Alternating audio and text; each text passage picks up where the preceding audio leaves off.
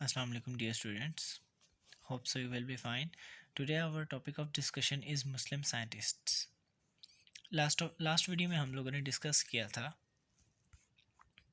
कि बायोलॉजी के कौन कौन से कैरियर्स हैं और किधर किधर बायोलॉजी हम अप्लाई कर सकते हैं।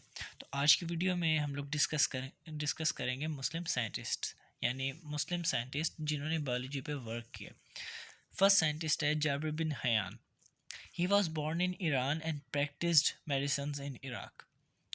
He introduced experimental investigation in chemistry and wrote a number of books on plants and animals.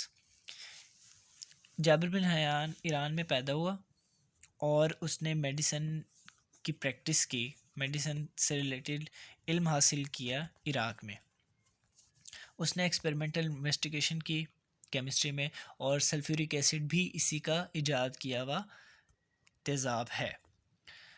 उसकी दो फेमस बुक्स हैं, अल नबातात और अल हैवान। नेक्स्ट साइंटिस्ट है Abdul Malik Asmai. He is considered as the first Muslim scientist who studied animals in details. ये वाहिद scientist था जिसने जानवरों को बहुत तफसील में पढ़ा था।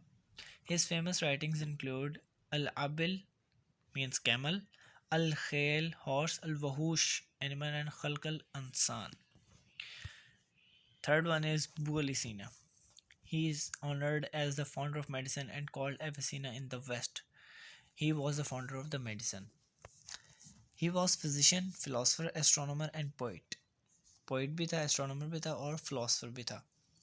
One of his famous books, सबसे जो इसकी मशहूर किताब है अल कानून फी अल तिब, is known as canon of medicine in the West.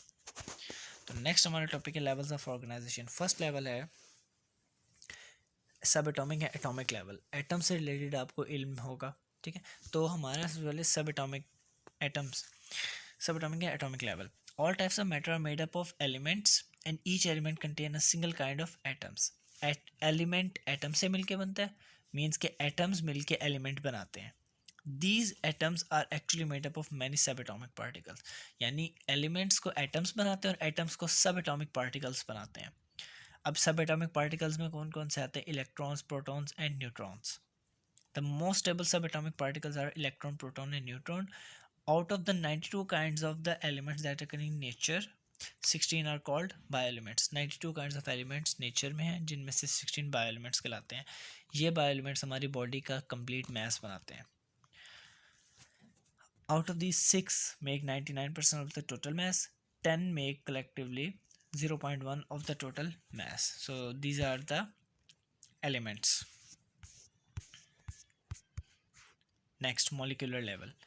In organism, bioelements do not occur in isolated form, rather they combine through ionic or covalent bond। ionic या covalent bond के through atoms जुड़े हुए होते हैं, isolated अलग अलग form में नहीं होते। The stable particles forming the such bonding is called molecule or biomolecule। ठीक है, ऐसे हम एलिमेंट्स को, ऐसे हम एटम्स या पार्टिकल्स को हम मॉलिक्यूल्स कहते हैं। अब बॉडी के अंदर बहुत ज़्यादा बायोमोलिक्यूल्स हैं, like carbohydrates, fats, lipids, amino acids. ये सारे हमारे बायोमोलिक्यूल्स में आ जाते हैं, जो स्पेसिफिक अरेंजमेंट में हमारे बॉडी में होते हैं।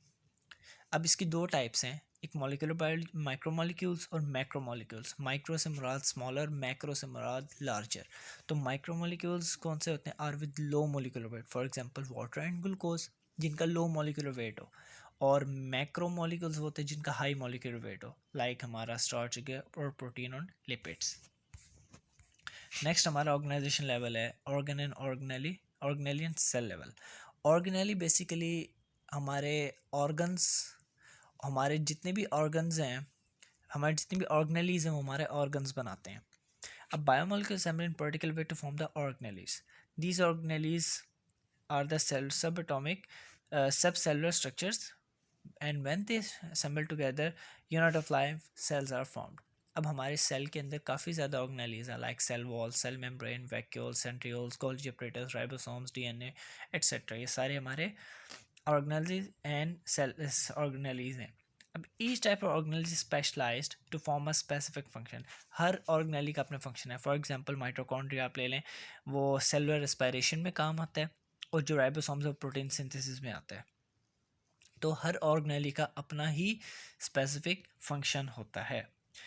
In case of prokaryotes and most protists, the entire organism consists of one cell. Prokaryotes और protist में सिर्फ unicellular होते हैं, उनमें सिर्फ एक सेल होता है, single cell. Most of the fungi, animals and plants animal, they are consist of trillions of cells. तो आज का हमारा टॉपिक यहीं तक है. इंशाल्लाह हम बाकी का टॉपिक नेक्स्ट वीडियो में डिस्कस करेंगे. अल्लाह हाफिज़.